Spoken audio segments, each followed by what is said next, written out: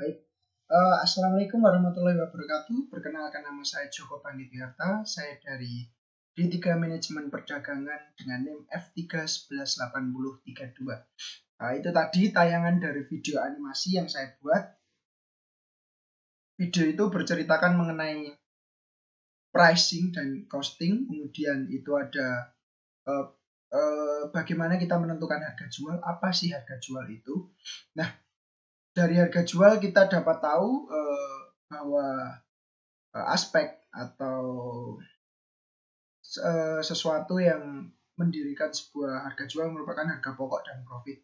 Harga jual sendiri terdiri dari harga pokok dan profit. Dan harga pokok terdiri dari biaya pihak ketiga dan lain-lain, masih banyak. Kemudian profit terdiri dari berapa persen kita mencari profit dari yang kita dapat untuk menentukan harga jual. Nah, itu tadi videonya dan animasinya.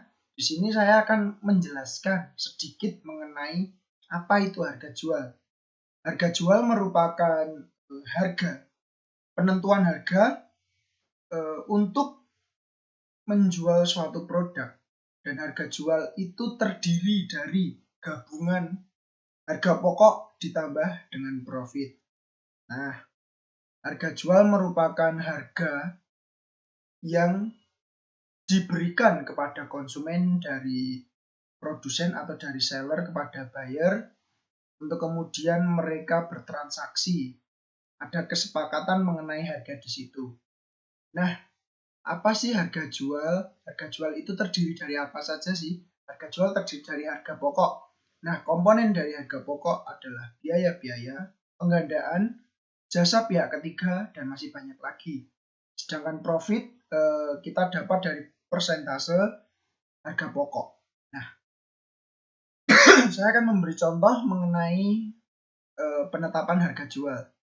Di sini saya menggunakan contoh furnitur sebagai untuk menentukan harga jual.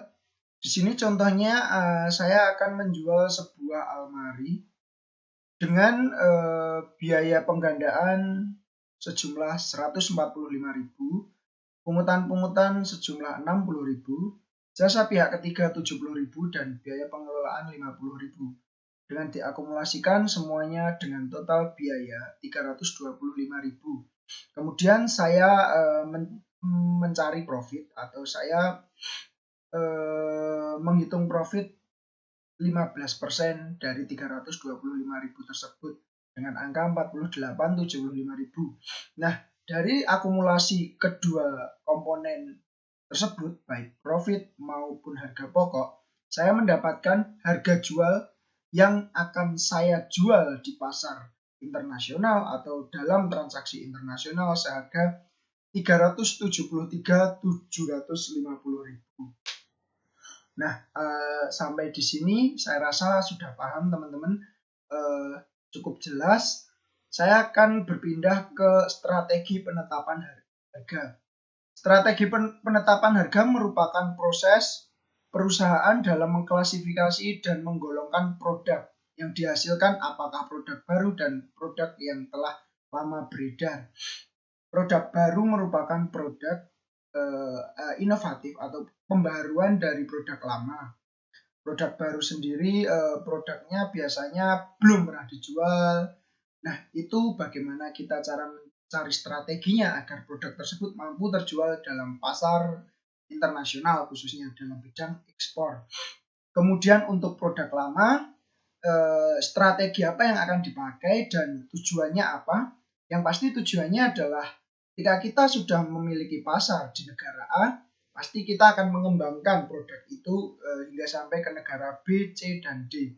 Nah, strateginya pasti akan ada banyak sekali dengan lika-liku jalan yang akan kita tempuh. Nah, perbedaan antara produk baru dan produk lama itu sendiri pun sangat kompleksitas, sangat kompleks. Jadi ketika produk baru kita menganalisis bagaimana cara produk itu mampu terjual di pasar negara A, negara tujuan atau negara importir. Kemudian untuk produk lama, kita mencari strategi bagaimana produk itu mampu bertahan di negara tujuan atau negara importir, atau mengembangkan produk ini ke negara lain, hingga kita mampu mengembangkannya circle-nya semakin besar. Atau dalam dunia marketing kita akan mungkin akan menjumpai bahwa dalam marketing kita akan sangat benar-benar menjaga kualitas barang tersebut agar barang itu mampu bertahan secara lama dan akan menjadi budaya bagi negara tersebut untuk membeli itu terus, menjadi kebiasaan yang akan lama-lama akan menjadi sebuah budaya. Kemudian untuk produk baru, kita akan bagaimana caranya untuk masuk ke pasar tersebut. Nah, kemudian itu tadi sedikit penjelasan dari saya mengenai tugas dari pricing and costing yang diberikan oleh Bapak Anas Sohibul selaku dosen pengajar. Baik, saya akan menjelaskan sedikit mengenai konseptual framework atau yang kita kenal sebagai kerangka konseptual. Kerangka ini sangat berguna dalam terbentuknya suatu keputusan di perusahaan dengan aturan dan konsep yang terbentuk sebelumnya, sehingga tidak terjadi kesalahan dalam mengambil keputusan. Nah, perlunya adanya conceptual framework itu sendiri penting bagi sebuah perusahaan ketika mengambil suatu keputusan. Karena ketika kita melakukan blunder, pasti kita akan mengalami sedikitnya kegagalan dalam mengeluarkan produk maupun menjual produk tersebut. Nah, konseptual berkaitan dengan bagaimana seorang peneliti menyusun teori atau menghubungkan secara logis beberapa faktor yang dianggap penting untuk suatu masalah. Jadi ketika kita sebagai peneliti, kita akan tahu bagaimana suatu case atau kasus ini memiliki sebuah keterkaitan dengan aspek-aspek yang mampu menyokongnya atau mampu memecahkan masalahnya itu.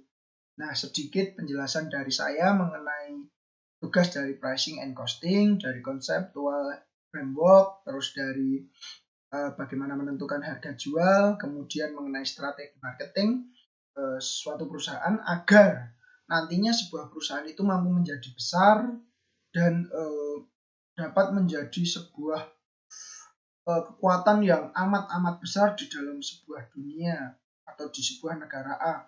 Kita tahu contohnya di Indonesia sendiri, dalam ponsel kita sangat tergantung dengan Samsung dan Apple. Kemudian untuk pasar sepatu, olahraga kita sangat tergantung dengan Nike dan Adidas. Bagaimana produk itu bisa menjadi besar dan meluas dan menjadi suatu budaya sehingga orang-orang selalu mau memakainya atau membelinya, itu sebuah PR dalam dunia marketing atau dalam dunia sales produk. Bagaimana cara kita menjual dan menutup suatu target atau sehingga kita dapat profit besar, itu termasuk dalam sales produk, dan bagaimana kita menjaga kualitas dari produk tersebut itu termasuk dalam marketing. Nah, serta penentuan harga dapat bagaimana penentuan harga di negara A, di negara B, negara C itu memerlukan banyak sekali komponen atau faktor-faktornya. Jadi ketika kita mengidentifikasi, kita mampu berhasil dan mampu masuk serta mencuri hati para rakyat suatu negara tujuan atau negara importir. Terima kasih, itu tadi presentasi dari saya.